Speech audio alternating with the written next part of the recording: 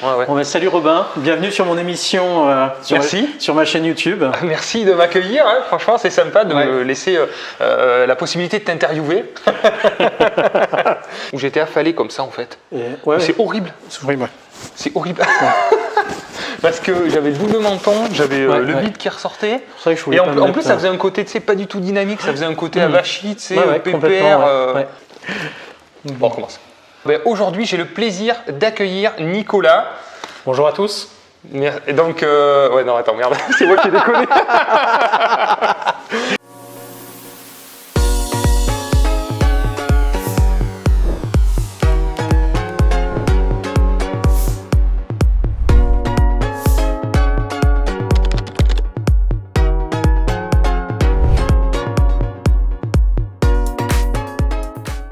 Bonjour à tous, bienvenue dans cette nouvelle vidéo où j'ai l'honneur d'accueillir Nicolas qui est un multi-investisseur qui va nous expliquer qui il est, son parcours.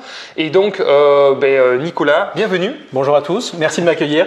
Écoute, avec plaisir. Merci à toi aussi de partager cette interview sur ma chaîne YouTube pour faire participer un petit peu tout le monde sur ton expérience, ton parcours et ce que tu as fait.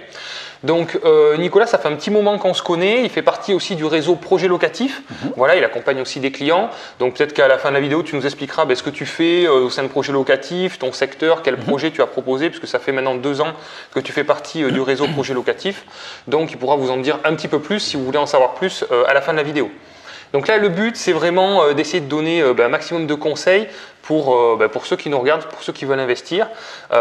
Donc toi, je sais que ça fait un petit moment. Donc est-ce que tu peux te présenter un petit peu rapidement pour savoir d'où tu viens, ton parcours un petit peu rapidement professionnel et qu'est-ce qui t'a poussé à investir, et puis après on enchaînera sur qu'est-ce que tu as fait en investissement. Ok, alors moi je viens du matériel de bloc opératoire où je suis spécialisé en uro et en gynécologie. D'accord. J'ai travaillé dans les blocs opératoires pendant 15 ans et dès que j'avais des primes, dès que j'avais des bonus, j'achetais un appartement. J'avais des collègues qui allaient s'acheter une belle montre, une grosse voiture. Moi j'ai acheté des appartements. Et j'ai commencé à investir en 2007. D'accord, ok, donc ça fait 13 ans, donc pas mal. Ok, d'accord. Bon choix à mon avis d'acheter des actifs plutôt que des passifs. Ouais.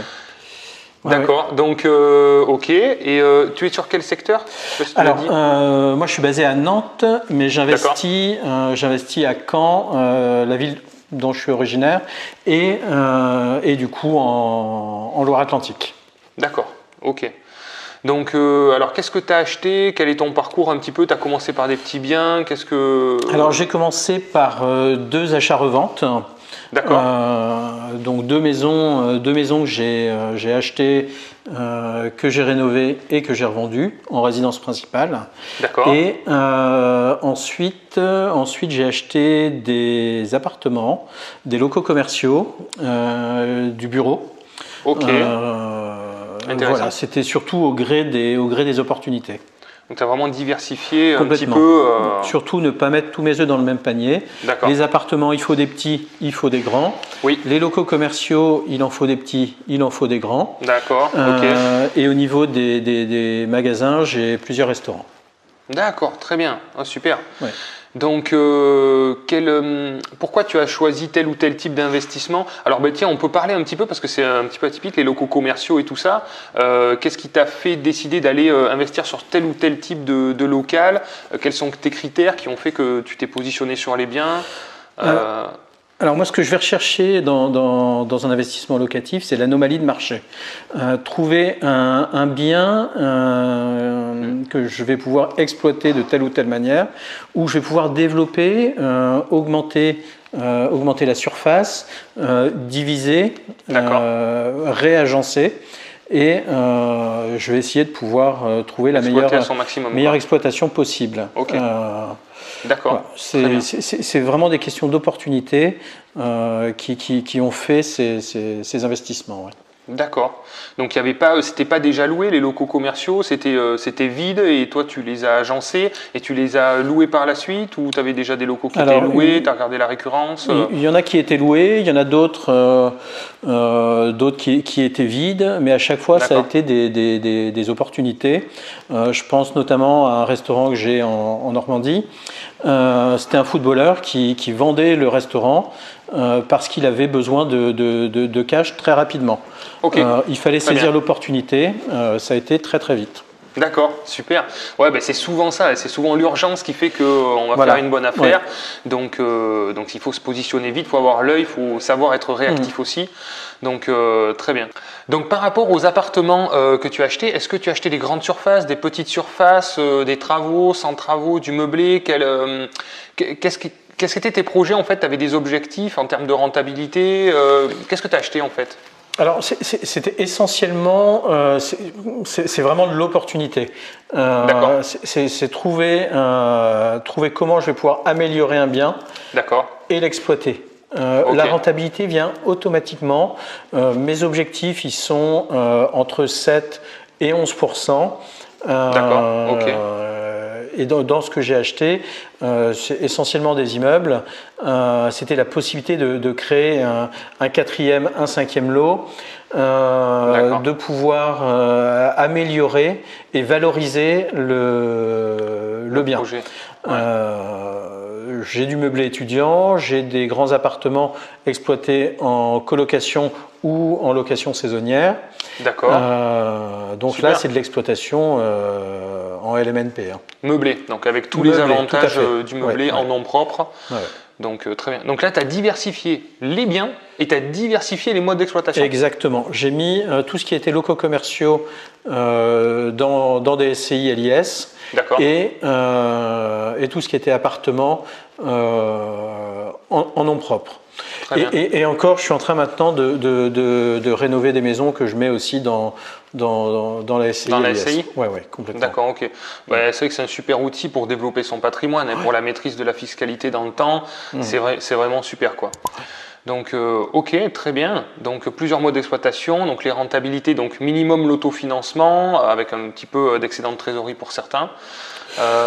Tout dépend, il peut y avoir la rentabilité n'est pas l'objectif final. Si on est sûr d'acheter un bien qui va se revendre avec une belle plus-value à 4 ans, à 5 ans, à 10 ans, ça vaut le coup de faire un petit peu l'impasse sur la rentabilité immédiate. Ouais.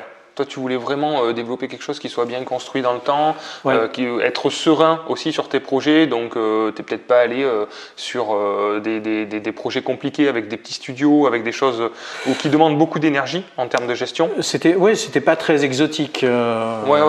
Voilà, c'était assez simple. Du studio, de l'appartement, de la maison, des locaux commerciaux. Ok, très bien. Très, très simplement, oui. Donc, tu en as acheté beaucoup, tu avais un objectif, quel frein tu as rencontré dans ton parcours Les freins, c'est essentiellement les banques qui, au bout d'un moment, ont du mal à suivre. J'ai actuellement une quinzaine de lots. Et mon mode de fonctionnement maintenant, c'est de les garder 5 à 7 ans pour amortir les travaux. Je revends, je prends du cash et je repars sur un nouvel investissement. D'accord. Arbitrage, on récupère un peu d'argent et en gros aussi, ça te permet d'aller chercher des projets un peu plus importants. Voilà, donner un peu plus de pouvoir d'achat. Alors, Robin, question que j'ai posée à plusieurs investisseurs plus ou moins connus, mais avec de la bouteille. D'accord. Toi, tu revendrais un bien rentable ou un bien non rentable dans ton arbitrage ? D'accord, ok. Moi, je revendrai pas forcément celui qui est le plus rentable ou moins rentable, mais celui qui me rapporterait le plus de cash, en fait. Celui où je sais que je vais avoir le plus d'argent à la revendre. Donc ça peut être le moins rentable, ça peut être le plus rentable. Je vais estimer la valeur de mes biens. Et celui qui me rapportera le plus, en fait, c'est celui que je choisirai de vendre, parce que le but, c'est quand on arbitre, c'est d'avoir du cash. Et le cash, ça permet de racheter plus. Exactement. Donc voilà. Bonne réponse. C'est la réponse que j'attendais d'un investisseur expérimenté comme toi. Et faut surtout pas oublier que dans la ligne de mire, c'est toujours son scoring bancaire qui est important. Donc dégager un maximum de cash pour les prochains achats les prochains achats, ça passe. C'est ce qu'il y a de plus important. Ouais, c'est vrai. Ben, le cash, c'est la solidité. Donc après, moi, ça me dérange pas aussi d'en mettre dans certains projets pour améliorer effectivement le différentiel bancaire, améliorer finalement mes futurs projets aussi, avoir donc plus de cash flow, améliorer mon dossier bancaire, tout ça. Mais il faut avoir une solidité. Moi, c'est vrai que j'essaye de garder au moins 1 an de loyer de côté. Donc forcément, quand on grossit, il en faut quand même pas mal. En cas de problème, ça rassure quand même la banque. Et voilà. Donc ça, c'est vrai que c'est pas mal. Et puis je pense que je suis pas encore, j'ai pas encore arbitré, mais c'est vrai que j'ai revendu mes premiers projets, moi. Mais je pense que je vais pas tarder aussi d'ici 1 an ou 2 à arbitrer certains projets que j'ai achetés en nom propre et sur lesquels j'ai plus de déficit reportable, j'ai épuisé toutes les enveloppes travaux, etc., etc. Et donc c'est des biens qui sont fiscalement imposés, bon, qui sont dilués dans mes enveloppes travaux de déficit foncier, mais qui me plombent un petit peu mes déficits, quoi, qui m'épuisent mes déficits rapidement. Donc, pourquoi pas d'ici 2-3 ans revendre certains biens que j'ai achetés en nom propre pour dégager du cash, racheter plus gros et voilà, c'est un escalier. C'est un escalier. C'est exactement. On ne parle pas suffisamment de la patience, mais la construction d'un patrimoine, ça se fait aussi avec le temps. Ouais. Moi, dans ma méthode, j'ai systématiquement mis toujours de l'apport. J'ai toujours mis 10, 20, 30% de manière à avoir toujours un cash flow positif, y compris sur des biens bien placés et moins rentables.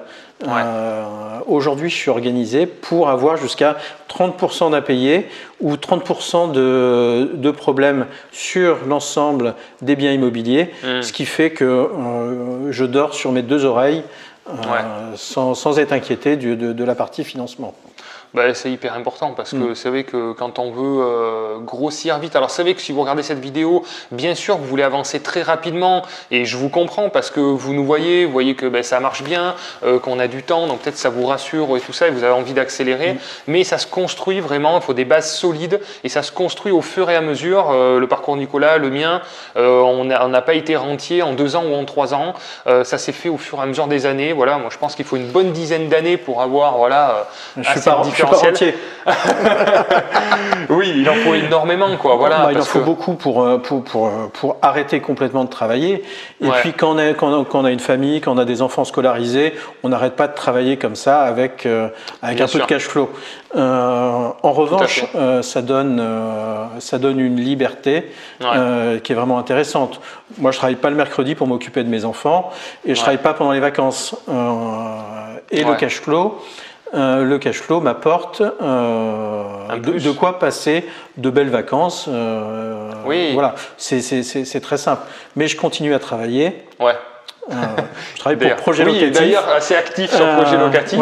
J'ai fait de ma passion mon métier. Tout à fait. Là, c'est super, quoi. Donc, c'est vrai que moi, je regarde, bien sûr, le cash flow, mais le capital remboursé. Moi, je regarde, c'est ça surtout, la valeur nette. Quand on va revendre, on va rembourser aussi du capital. Il y a 2 effets d'enrichissement, finalement. Ce cash flow qu'on peut mettre de côté, on se sert pour ses plaisirs, améliorer son quotidien et tout ça. Et puis aussi, le capital net, plus on emprunte, plus on a ce différentiel qui devient important aussi. C'est des notions quand même assez intéressantes. Donc, est-ce que tu peux donner un conseil, je sais pas, quelqu'un qui veut se lancer en investissement immobilier, qu'est-ce que tu lui donnerais comme conseil, quelqu'un qui a peur, qui a envie de se lancer et qui ne sait pas trop comment s'y prendre? Est-ce que tu pourrais lui donner un conseil pour passer à l'action? Parce que c'est vrai que c'est bien beau de regarder des vidéos, c'est sympa, mais il faut passer à l'action, quoi. Le premier conseil que je pourrais donner, c'est d'acheter quelques bouquins, histoire de se former et de savoir de quoi on parle. Ça coûte pas cher?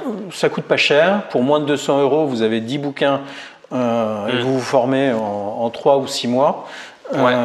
C'est vrai, avoir déjà les bases. Voilà, et puis ensuite, vous pouvez rencontrer un conseiller projet locatif, entre autres, ou participer à des réunions d'investisseurs. On en trouve un petit peu partout. C'est déjà pas mal. Après, je pense qu'il ne faut pas non plus succomber aux sirènes de la rentabilité. Ce que font certains youtubeurs ou certains formateurs, c'est pas forcément la vraie vie. Avoir un beau produit bien placé et rentable, c'est déjà un premier bel investissement. Et ça se construit dans le temps, il ne faut pas l'oublier.